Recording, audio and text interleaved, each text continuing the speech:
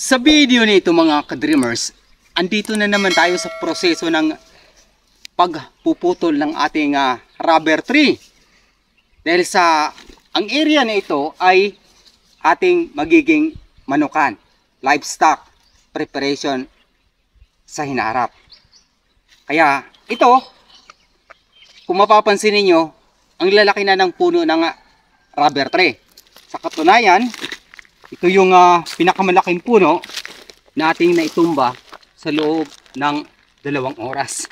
Ganun katigas yung puno ng rubber tree. Bago natin itayo dito sa lugar na ito yung ating manukan, ay andito tayo sa realignment ng ating mga pananim. Sabi ko nga, i-develop natin itong lugar na to, itong 3 hektara na ito, para mailagay sa isang area yung ating mga pananim. Yung ating saging sa isang lokasyon, yung ating mga niyog sa isang lugar, pare-parehas, at yung ating rubber tree sa isang lugar din natin ilalagay. Kaya ganito ka proseso yung ating pag-develop sa munting sakahan na ito. Dito pa lang ito sa 3 hektarya. At maglaan po tayo ng 250 square meters naman doon sa taas ng kabundukan, bahagya sa kalagitnaan para sa rubber tree. So di natin totally patayin yung rubber tree. Dahil sa mainam din naman na pagkuhanan ng source of income. Bakit nga ba ganito yung pagputol natin ng rubber tree sa area na ito? Manaka-naka lang namang puno ng rubber tree. Ito yung magiging silungan ng ating manok sa inaharap. Kasi magkakaroon po ito siya ng dahon sa inaharap na katamtaman lamang. Di gaano ka taasan. Sumari po natin siyang ititrim sa inaharap. Sabi ko nga, yung plano natin, kailangan natin sabayan ng pagsusumikap para matupad. Ito, naputol ko itong mga puno na to sa loob ng 24 hours. So, mayroon pa tayong natitirang mga puno ng rubber tree na kailangan natin putulin. Ito mga ka-dreamers, sobrang laki. Tinatayang nasa 3 oras ko to bubunuin bago tuluyang maputol. Ganito yung paraan kung paano ko puputulin yung mga puno na to. Ganito kahirap. Dahil sa wala tayong power saw na katuwang para putulin itong rubber tree, puno ng rubber tree, ay mano-mano po talaga. Kailangan dahan-dahan lang para yung ating puwersa ay hindi mabigla. Ganito po siya pinuputol mga ka-dreamers. Dahan-dahan. Babalikan natin to. Dahil sa kailangan natin maglaan ng panahon para dito. At abangan nyo kung paano na natin puputulin itong 10 puno ng rubber tree papunta dito. So dito sa part na to, ito yung boundary ng aming munting sakahan. So dito natin ilalagay yung screen ng ating bakod, magiging bakod sa ating manukan sa inharap. Ito na yung ating napagtagumpayang pinutol mga ka-dreamers. Dito mga nagdaang araw. Sobrang hirap.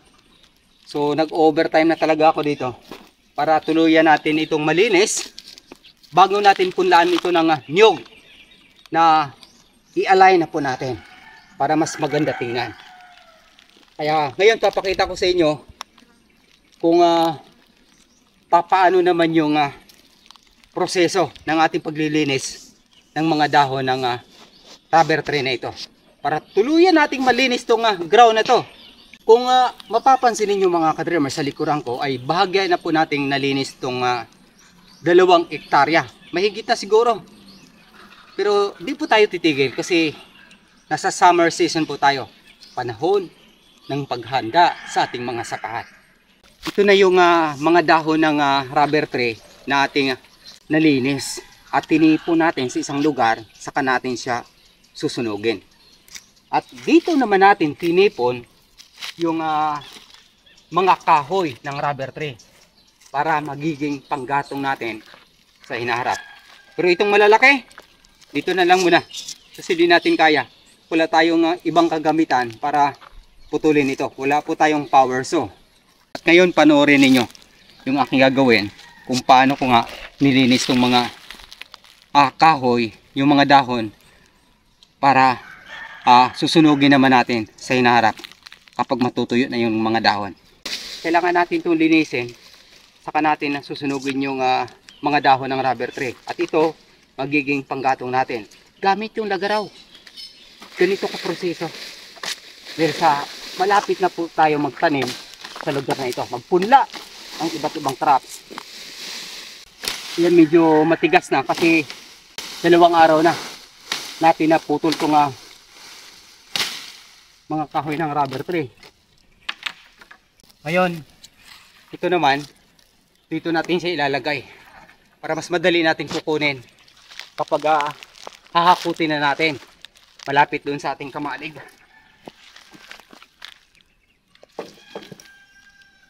So double purpose po yung ating ginagawa. Di po masasayang.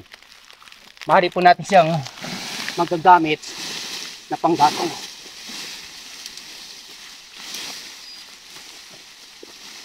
Oh. Yan. Dahil sa sobrang init, usually ginagawa ko to sa dakong gabi. Gamit natin yung solar. Ganito ka proseso yung pag-realignment natin sa ating munting sakahan. Yung pagsasaka ay napakahirap po talaga kapag bagong bukas yung munting sakahan. Pero pagkaraan ito, kapag nasa development status na tayo, ay napakagaan na. Ito nga, simula lang yung mahirap. Ito yung nakakasama sa mga niyog, mga ka-dreamers.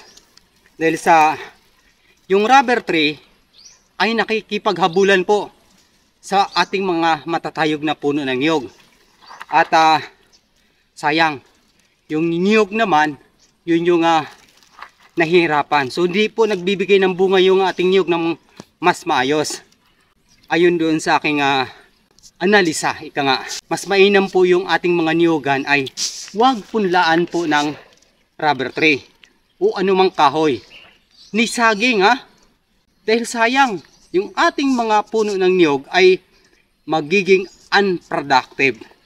Yun yung aking nakikita.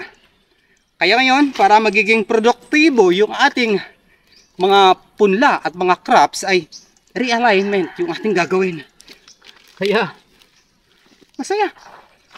Pag-pray po ninyo na pagkalooban po tayo ng Diyos ng sapat na enerhiya, kalakasan, nga para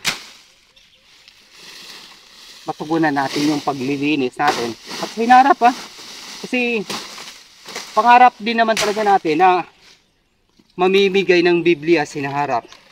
Dahil nga sa wala po tayong mayos na source of income, ay ito yung ginagawa natin. Magsaka muna tayo. Kapag magkakaroon na po tayo ng mayos na ani, yung pangarap natin sa hinaharap ay mga tupad. Dahil sa magkaroon na tayo ng sapat na puhunan para makausad doon sa ating magandang layunin. Word of God, ipapakalat natin yon ayon doon sa ating mga plano. Yun yung ating pangarap sa ating buhay. Praise God. Kaya kung baguhan ka pa sa aking YouTube channel, Dreams Visions TV, maaari nyo po akong tulungan sa pamamagitan ng inyong pag-follow at pag-subscribe. At sa hinaharap sa aking mga pangitang panaginip ayon sa Biblia, mga tanda at kababalaghan bago ang dakilang araw ng Panginoong Hesukristo. Hanggang sa muli, maraming salamat sa pakikinig at pag-subscribe. Papuri sa Diyos, sa ngalan ng Ama, ng Anak, at ng Espiritu Santo. Amen. God bless.